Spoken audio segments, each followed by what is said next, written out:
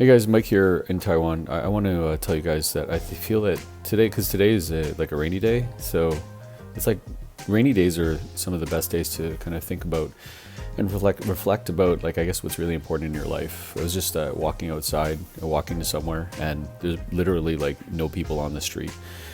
I mean, everybody's in their car, they're all rushing to work, but at the same time, it feels like there's just nobody around. And in a crowded place like Taiwan, I would say like that's a little bit refreshing. Let me rephrase that about crowded. I don't think it's as crowded as some other places, especially where I live. It's not like a really big city, but like, you know, at any given time, when you go to an area where there's a lot of people that you're expecting that are going to be there, there's just a bunch of lots of people just running around. Like if you go to like a hospital that's even in a medium-sized city, you know, obviously there's going to be some sick people somewhere. Or you go to a train station, you know, people got to go somewhere. Anyway, regardless, I think that a lot of us are just we're kind of going through the motions, obviously, not really thinking about like what's going on. I was talking about this before about how some people they just think about like the issues that they have, but at the same time, like, they're not really thinking about fixing them. You know, I just especially nowadays, I feel that a lot of people are trying to blame or trying to think that something outside of themselves is the solution and is also the problem. The problem with that type of thinking is that there's nothing that's really within your control. I think there's a lot of wisdom to be had and knowledge to be gained by talking about philosophers. You know, obviously back in whatever hundreds of years ago, where I guess life was a lot simpler. The way that I try to describe it to some people is like philosophers are like the ancient version of like hip hop and rap artists that we have these days, because, you know, people, they think about somebody who's like some famous like rap artist, and they're like, wow, what they said is really deep, or what they said is like really lyrical, or whatever it is. But, you know, the philosophers, they would like stand somewhere and they would just hope that somebody would listen. I think, you know, don't blame me if I'm wrong, I'm incorrect, but I think this is pretty right.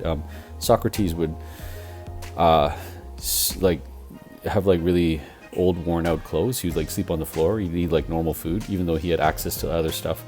And it was just because he wanted to kind of remember what it's kind of like this. There's two things that I want to talk about. The first is you don't what is it? It's like something about you basically go back to whatever you were training. It's not you won't react to the situation usually in a way that is idealistic. It's kind of like when everything is taken away from you, then, you know, how are you going to feel about that? It's like if you're used to, you know, sleeping on you know, feather beds and, you know, riding in expensive cars. What happens when that's all taken away from you? And, you know, what does that make you as a person, right? Are you just going to sit there and just cry about it, or are you going to do something? Are you going to like use your time? You know, I've said this before, we only have 1,440 minutes in each day, right? And, you know, if there's somebody who is giving you a problem, or, you know, tries to make you feel bad, then what are you going to do? Are you going to, you know, waste your time just like you ruminating about this situation, or are you going to get on with your life? And it's obviously a choice. Weird story. I swear, if anybody ever wants to sit with me, I have like 10,000 weird stories about Taiwan. I had this bike, and this bike was kind of lent to me by my boss, and I fixed it, and I chained it outside of my house, the house that I was staying at. And then I woke up, and the next day it was gone. It was traded for like this really crappy bike and whatever. And I was like, okay, fine, I'll just fix that crappy bike. I'll just use it, right? Some kind of weird guy with some weird problem. I don't want to say exactly what type of problem, but he's just really weird. He comes back and said, hey, yeah, I wanted to borrow your bike. Your bike looked nice, or like whatever. So he broke my lock basically, and then he took my bike. I don't even want to try to understand what the idea was behind that, why somebody would do that. But at the same time, I guess like that exists. And what is it that you're going to be necessarily doing about that when something like that happens? I mean, I probably could have called the cops, but the bike like returned in like 2 or 3 days. So, you know, is it really that much of a hassle? No, but Will I be putting my bike out there again? Probably not. I'll probably put it in some place where, people, I don't want to say people can't see it, but like a less kind of obvious place. Yeah, it's so many different things and so many ups and downs. You think that you have so much time, but then, when you start kind of expanding the things that you want to do, then it's like you have no time, like between your hobbies and your work, and how do you make money, how do you maybe just your thoughts and ideas and just looking at the clouds or something, or what are you training for, or do you want to start a family, or things like that, right? And it's like you have to give up time to everything and all the things that you want to do. Another piece of advice that I want to say is that somebody told me you got to keep the main thing. If you you're saying that let's see, even like martial arts, right? Because I like to use this as an analogy, right? Somebody says, okay, I do karate and I do taekwondo and I do Brazilian jiu-jitsu. Yeah, we'll just pick one. Yeah, I guess there's this kind of like mixed martial arts thing. Let me just have like this bag of tricks where I can like have every single situation covered. And we call that like a really well-rounded fighter, right? But I would say probably, it's funny, I learned the word for street fight in Chinese like the other day. That's kind of weird that kind of came up in my situation, my lesson. But in my opinion, the only thing is that you need like one or two moves that you can do really, really well.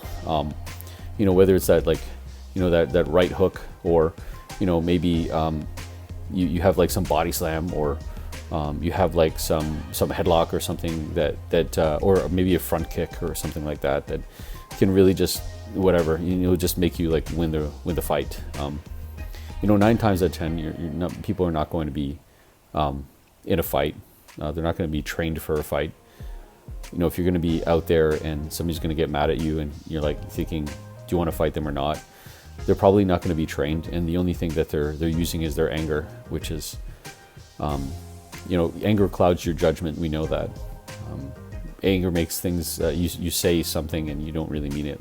And, anger, especially like when you're fighting, you're gonna do something. You're gonna do something like, punch somebody really hard. And what if you miss, right? So there's like this thing about fighting. Can't see, can't stand, can't breathe, can't fight.